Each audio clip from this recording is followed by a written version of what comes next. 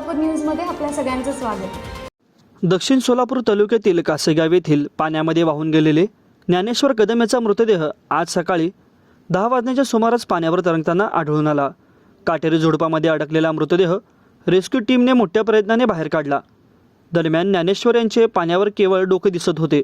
उर्वरित मृतदेह पाण्यात आढळून आला। तातडीने याबाबतची माहिती पोलीस व तहसील प्रशासनाला देण्यात आली। तातडीने सोलापूर तालुका पोलीस ठाण्याचे अधिकारी व तहसीलदार गजानन जमदाडे हे दाखल झाले। पाण्यावर तरंगत असलेला मृतदेह बाहेर काढून शवविच्छेदनासाठी शासकीय रुग्णालयात सोलापूर येथे पाठवण्यात आला। घटनास्थळावर ग्रामस्थांची मोठी गर्दी झाली होती। दक्षिण सोलापूर तालुक्यात झालेल्या मुसळधार पावसाने अनेक ओढ्यांना पूर आला आहे। कासेगावच्या ओढ्याला आलेल्या पुरामुळे मंगळवारी रात्री दुचाकीवरील तिघे वाहून गेले होते। त्यापैकी 2 जण वाचले असून पण दुचाकीसह तिसरा वाहून गेलेला होता। त्याचा मृतदेह आज शुक्रवारी सकाळी सापडला। त्याचा मृतदेह शवविच्छेदनासाठी शासकीय रुग्णालय सोलापूर येथे पाठवण्यात आला असून या घटनेची नोंद सोलापूर तालुका पोलीस ठाणे येथे करण्यात आली आहे।